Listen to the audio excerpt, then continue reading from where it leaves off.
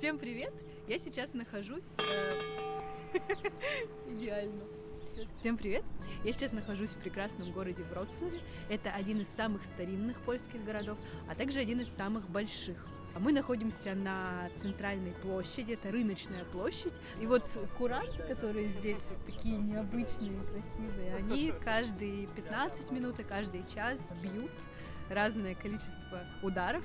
Очень так все аутентично и мило. В общем, пойдемте посмотрим.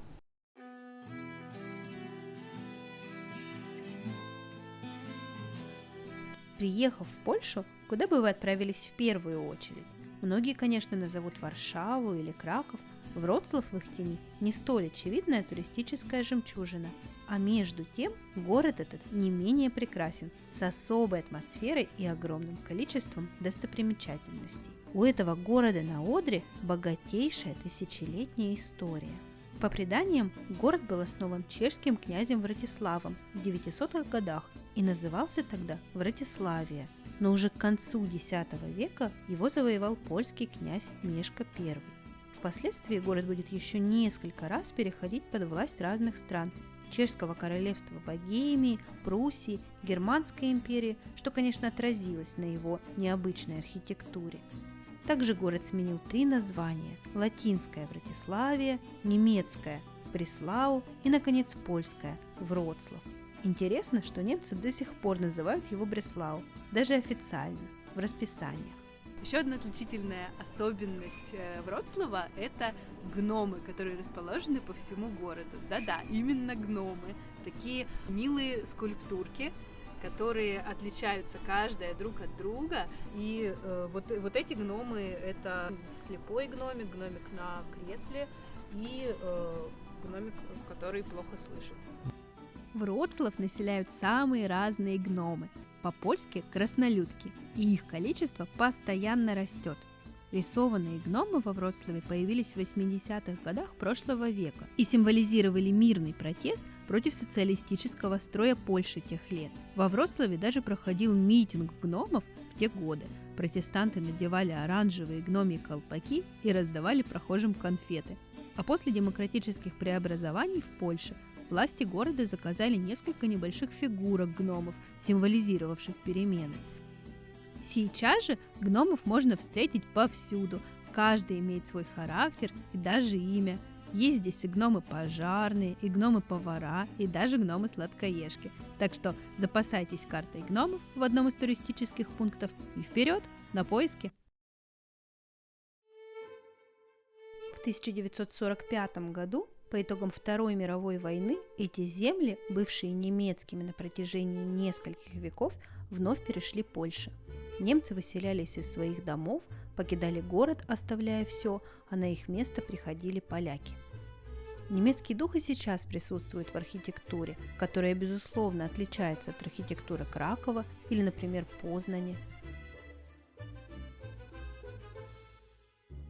Вообще, помимо гномов, во Вроцлаве еще очень много интересных и необычных скульптур. Вот, например, памятник всем съеденным животным. Место выбрано не случайно. Раньше это был мясной ряд, место забоя животных. Или этот необычный памятник анонимному пешеходу. 14 бронзовых фигур уходят под землю и появляются вновь на другой стороне улицы. Открыт он был в 2005 году и посвящен людям, пережившим военное положение, введенное в Польше в 1981 году. Вообще, Вроцлав с 60-х годов был центром современного искусства, а в 2016 году был удостоен чести называться культурной столицей Европы. Ну а мы идем дальше и с рыночной площади, кстати, второй по размерам после Краковской в Польше, отправляемся на остров Тумский. Именно здесь в X веке появился город Вратиславия, так что остров по праву считается сердцем города. На острове по вечерам до сих пор фонарщик зажигает фонари. Тумский означает кафедральный, и назван он так, потому что на острове расположен кафедральный собор Иоанна Крестителя, который, кстати, считается самым старым готическим храмом Польши. По зеленому Тумскому мосту мы попадаем непосредственно на остров. Здесь на перилах влюбленные обычно оставляют замки, прямо как на мосту искусств в Париже. Кто смотрел мое видео о парижских мостах, знает, что я эту традицию не очень люблю, ну что ж, кому-то нравится. И вот еще одна важная точка для остановки. Здесь мы можем увидеть, каким остров был сразу после войны в 1945 году и сравнить с тем, что видим сейчас.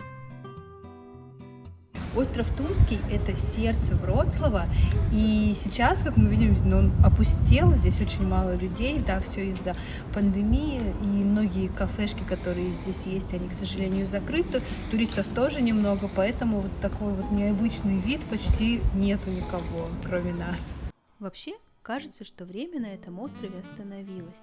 Гуляя по спокойным улочкам при свете газовых фонарей и под умиротворяющую музыку саксофониста, не веришь, что где-то несутся шумные машины, куда-то бегут пешеходы и проезжают поезда.